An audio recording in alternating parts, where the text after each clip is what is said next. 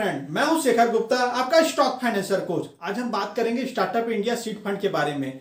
आपने अभी देखा होगा 15 से 16 जनवरी 2021 पे तो आपका प्रारंभ स्टार्टअप इंडिया इंटरनेशनल समिट हुआ था, जिसमें कि बहुत बड़े बड़े investor, top policy maker, industrialist, academic और कुछ स्टार्टअप के फाउंडर ने कितने हिस्सा लिया था। वहाँ पे हमारे प्राइम मिनिस्टर ने एक अनाउंस किया था कि जितने भी अभी स्टार्टअप है जो अर्ली स्टेज में है, जिनका अभी आइडिया एग्जीक्यूट करना चाहते हैं और प्रोडक्ट मार्केट में लाना चाहते हैं, उनके लिए 945 करोड़ अप्रॉक्सीमेट 1000 करोड़ रुपए का कितने ग्रांट किया था। उसके अंदर आपको कितने हैं जो स्टार्टअप अभी जो नए, जिनके पास नया आइडिया है, जो अपने आइडिया को एग्जीक्यूट करना चाहते हैं, इनका मार्केट में अच्छा आइडिया चल भी सकता है, पर उनके पास कितने हैं प्रोडक्ट डेवलपमेंट के लिए कितने उनके पास पैसे नहीं है, उनको फंडिंग प्रोवाइड की जाएगी। और अगर कितने मार्केट में अच्छा कर गया तो गवर्नमेंट अलग अलग तरीके से प्रोवाइड की जाएगी। जैसे आपको इनिशियल ग्रांट प्रोवाइड किया जाएगा, जिसमें कि आपको 20 लाख रुपए प्रोवाइड किया जाएगा ऐसे गिफ्ट। मीन्स आपका आइडिया इंक्यूबेटर जो है, जो मिडिल मैन है, वो अप्रूव कर दिए तो मार्केट में कितने हैं, आप जब तक मार्केट में अपना आइडिया प्रोडक्ट डेवलप करेंगे तो ऐसे गिफ्ट आपको 20 लाख रुपए प्रोवाइड किया जाएगा। और फिर आपको 50 लाख रुपए ऐसे डेब्ट प्रोवाइड किया, जिससे आपको गवर्नमेंट को रिटर्न करना है। ग्रांट वाले को आपको गवर्नमेंट को रिटर्न नहीं करने हैं। तो इसमें 50 लाख में आपको दिया जाएगा कि आप मार्केटिंग कीजिए अपने प्रोडक्ट को, कितने हैं लॉन्ग टर्म के लिए, अब उसे एक्सपेंड कीजिए। तो ये सारी चीज़ें इसमें मेंशन थी। बेसिकली इसका रजिस्ट्रेशन प्रोसेस आपका 1 अप्रैल 2021 से चालू हो रहा है, लगभग कितने हैं 31 मार्च 2025 तक। तो इसके बीच में अपना रजिस्ट्रेशन आप करवा सकते हैं। आप कितने हैं स्टार्टअप इंडिया के पोर्टल पे जाकर अपना एप्लीकेशन लगा सकते हैं और कितने हैं अपना फंडिंग उठा सकते हैं। बेसिकली इसमें कुछ टर्म्स एंड कंडीशन है। बेसिकली आपको अपने जो अपना आइडिया है उसका प्रूफ प्रोवाइड करना पड़ेगा। आपके प्रोटोटाइप डेवलपमेंट आपके रहने चाहिए। आपका प्रोडक्ट डेवलपमेंट किस स्टेज तक है वो आपको बताने पड़ेंगे। आपका क्या मार्केटिंग एक्सपर्ट आइडिया है वो चीज़ें आपको देखनी पड़ेंगी, उसमें टोटल मेंशन रहेगा। बेसिकली आपको जो 945 करोड़ रुपए गवर्नमेंट ने अलॉट किया है, तो उस हिसाब से कितने हैं आपके प्रोडक्ट को देखेंगे कि वो उसका फाइनेंशियल सपोर्ट, मतलब मार्केट में उसका ग्रोथ है कि नहीं। बेसिकली गवर्नमेंट यहाँ पे सेक्टर एक्सपर्टीज को भी रखी हुई है कि आपका स्टार्टअप के लिए हर चीज़ देखना पड़ेगा। और दूसरी बात, इसमें गवर्नमेंट एक मिडिल मैन को रखा हुआ है। डायरेक्टली आप गवर्नमेंट से कांटेक्ट नहीं कर सकते हैं। गवर्नमेंट एक इंक्यूबेटर रखा हुआ है। इंक्यूबेटर मान लिया 10-15 इंक्यूबेटर होंगे, वो हर स्टार्टअप को कितने टोटल जो पोर्टल पर रजिस्टर करेगा स्टार्टअप इंडिया के, वो टोटल मैच करेंगे उनका आइडिया एग्जीक्यूट होगा कि नहीं, आप कितना अच्छा अपना आइडिया को प्रेजेंट करते हैं। जिस तरीके से मैंने अपना रिपोर्ट बनाई अपना आइडिया का टोटल एक्सेल सीट पे A to Z her cheese mention कीजिए अपने पूरा आइडिया के बारे में कि किस तरीके से आप उसे मार्केट में एग्जीक्यूट करेंगे, किस तरीके से उसे आगे बढ़ाएंगे। जब वो कितने हैं इंक्यूबेटर का प्रेजेंट करेंगे तो वो कितने हैं आपको गवर्नमेंट ऑफ इंडिया को प्रोवाइड करेगा, तब आपको ये फंडिंग का टोटल प्रोसेस मिलेगा। बेसिकली आपको स्टार्टअप इंडिया के पोर्टल पर जाकर सारी प्रोसेस कर सकते हैं। अब इसके एलिजिबिलिटी क्राइटेरिया जान लेते हैं। बेसिकली इसको DPIIT means department of promotion of industry and internal trade कि कितने आपको रिकॉग्नाइज करना पड़ेगा। और आपकी जो स्टार्टअप है 2 साल से अधिक नहीं रहनी चाहिए। मीन जब से आप इनकॉर्पोरेट किए अपने स्टार्टअप को 2 साल तक ही रहनी चाहिए। उससे अधिक मान लीजिए 4 साल 5 साल पुरानी स्टार्टअप नहीं चलेगी। दूसरा, आपका कितने जो स्टार्टअप हो टेक्नोलॉजी बेस्ड रहना चाहिए, मीन्स उसमें एक टेक्नोलॉजी का पार्ट इन्वॉल्व रहना चाहिए। और तीसरा क्या है, कुछ प्रायोरिटी सेक्टर दिया गया है कि कितने आपने जैसे आपका फाइनेंस हो गया, डिफेंस हो गया, या कितने मार्केटिंग हो गई, या कितने एकेडमिक हो गया, एग्रीकल्चर हो गया, फूड सेक्टर हो गए, ऑयल सेक्टर हो गया, रेलवे सेक्टर हो गए, ये सारी चीज़ इसमें इंक्लूडेड है। बेसिकली आपके प्रोडक्ट जो रहेंगे वो मार्केटिंग के हिसाब से फिट रहेंगे कि नहीं, वो भी देखा जाएगा कि आपका प्रोडक्ट लॉन्ग टर्म चलेगा कि नहीं। इसका 4th पॉइंट है, बेसिकली आपके जो स्टैक होल्डर रहेंगे, जो इंडियन प्रमोशन रहेंगे, एटलीस्ट 51% स्टैक तो रहना ही चाहिए। और आपकी जो टेक्नोलॉजी, आप एक और स्कीम है। बेसिकली अगर आपने इस 2 साल में अगर कितने हैं सेंट्रल गवर्नमेंट या स्टेट गवर्नमेंट से 10 लाख से ऊपर का कितने कुछ ग्रांट पाया है, मीन्स किसी लोन उठाया है, कितने कुछ भी स्कीम के थ्रू आपने पाया है, तो आप इसमें अप्लाई नहीं कर सकते हैं। और इसका कहते हैं आपका जो रिकॉग्नाइज होगा, फिर उसके बाद आपकी टेक्नोलॉजी देखी जाएगी किस हिसाब से आप मार्केट में आगे बढ़ रहे हैं। सेकंड पॉइंट जान लेते हैं, eligibility criteria for incubator. Basically government क्या करती है, एडवाइजरी कम्युनिटी अपॉइंट करती है। वो एडवाइजरी कम्युनिटी आपका इंक्यूबेटर को अपॉइंट करेगी। वो इंक्यूबेटर बेसिकली उनको कितने ग्रांट किया जाएगा 5 करोड़ का fund on the basis of instalment. वो जो इंक्यूबेटर रहते हैं, वो इंक्यूबेटर एक कम्युनिटी बनाएंगे जिससे कहेंगे ISMC, incubator seed management community. ये ISMC क्या करते हैं, जितने भी कितने आपके अपने स्टार्टअप का जितना एप्लीकेशन प्रोवाइड किया उनको टोटल वेरीफाई करेंगे और फिर उसके बाद उसमें से सेलेक्ट करेंगे कौन से रहते हैं।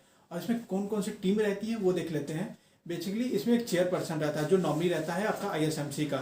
और दूसरा हमारा होता है कि आपको स्टेट गवर्नमेंट की तरफ से कितने एक स्टार्टअप इंडिया की एक टीम रहती है जो अपॉइंट किया जाएगा। तीसरा क्या है, कितने अपना को जो रिप्रेजेंटेटिव होगा आपका कितने वेंचर कैपिटलिस्ट में होगा, प्राइवेट इक्विटीज में हो सकता है, एंजल इन्वेस्टर में से भी हो सकता है। और उस फील्ड का एक इंडस्ट्री एक्सपर्ट भी मिला रहेगा। और हमारे के इधर कुछ 2 इंटरप्रेन्योर भी रहेंगे और कुछ शेयर होल्डर भी रह सकते हैं। ये सारे टोटल टीम बनाई जाएगी आपके इंक्यूबेटर की। बेसिकली आपका जो ऑनलाइन प्रोसेस रहेगा वो टोटल ट्रांसपेरेंट रहेगा। मीन्स आप कभी भी देख सकते हैं आपका एप्लीकेशन का प्रोसेस क्या है, वो सेलेक्ट हुआ कि नहीं हुआ, गवर्नमेंट किस तरीके से उसको फेयर कर रही है कि नहीं कर रही है।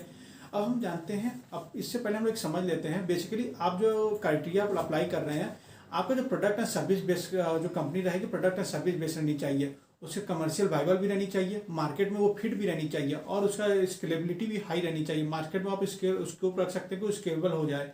और बेसिकली आप इस स्कीम का फायदा एक ही बार ले सकते हैं, ऐसा नहीं कि आप दोबारा फिर से अप्लाई कर दिए, एक बार आपको मिल गया तो। अब जान लेते हैं अपना सिलेक्शन प्रोसेस क्या होता है। बेसिकली आपका कितने टोटल डॉक्यूमेंट चेक किया जाएगा, कौन कौन से रहेंगे, आपका कहते हैं उस मार्केट में आपको उस प्रोडक्ट की नीड है कि नहीं, टोटल मार्केट का कहते हैं एवल्यूएशन किया जाएगा, मार्केट में फिट बैठता है कि नहीं। आपकी टीम देखी जाएगी कि आपकी टीम का क्या पोटेंशियल है कि नहीं, उसमें मैनेजमेंट अच्छा है कि नहीं, उसमें फंडिंग टीम अच्छी है कि नहीं, उसमें बिजनेस एक्सपर्ट अच्छे हैं कि नहीं। और आपका पोटेंशियल इंपैक्ट देखा जाएगा कि मार्केट में कितना आपका क्या पोटेंशियल इंपैक्ट है, मतलब कि आपका कंट्री की इकोनॉमी में कितने वो हेल्प कर रहा है कि नहीं, इकोनॉमिक एंड सोशल मदद कर रहा है कि नहीं। आपकी फिजिबिलिटी देखी जाएगी, शायद वो कितने फिजिबल है कि नहीं, टेक्नोलॉजी ड्राइवन है कि नहीं, मीन्स हिसाब से मार्केट में चल पाएगा कि नहीं।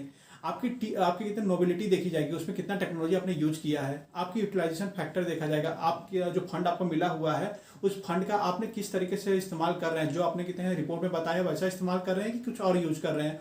आपकी ओवरऑल समरी देखी जाएगी, मतलब टोटल असेसमेंट किया जाएगा। फिर उसके बाद आप बेसिकली 3 इंक्यूबेशन सेक्टर पे अप्लाई कर सकते हैं उस एप्लीकेशन। जैसे मुंबई के बेसिक स्टार्टअप है आप, तो मुंबई में 3 इंक्यूबेशन सेंटर है, तो वहाँ पे आप अप्लाई कर सकते हैं। आपका एप्लीकेशन रिजेक्ट भी हो सकता है और प्रोसेस भी हो सकता है। अगर बेसिकली क्या रहता है, इंक्यूबेटर क्या करेगा कि एप्लीकेशन का प्रोसेस का सेलेक्ट करेगा, अगर सेलेक्ट हो गया तो आपका प्रेजेंट करना पड़ेगा आईएसएमसी के पहले, मतलब कि पहले सेलेक्ट कर लेगा आईएसएमसी के प्रेजेंट होने से पहले।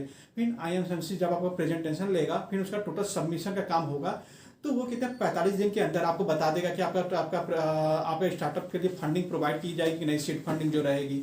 तो ये तरह तरह एवल्यूएशन मेथड है।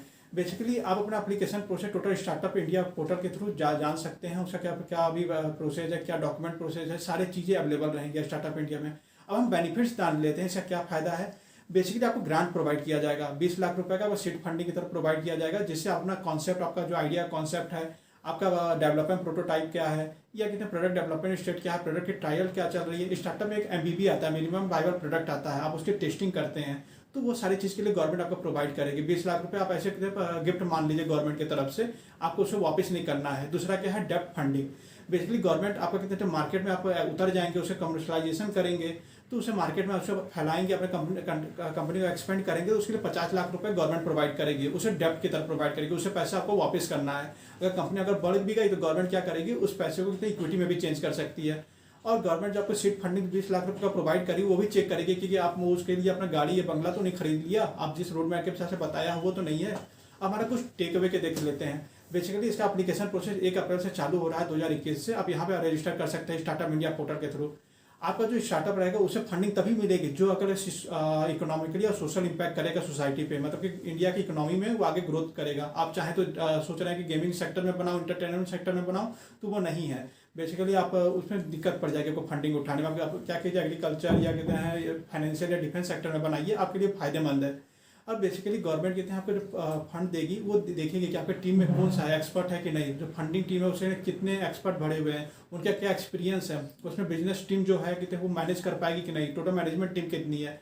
और बेसिकली इंक्यूबेटर के थ्रू जो आपका पैसा डिस्ट्रीब्यूट करेगी आपको, वो इंस्टॉलमेंट के बेसिस पे करेगी। तो ये सारे स्टार्टअप इंडिया फंडिंग स्कीम के कितने टोटल क्राइटेरिया हैं जो मैंने आपको बताएं। तो मिलते हैं नेक्स्ट वीडियो के लिए, तब के लिए इतना ही, धन्यवाद।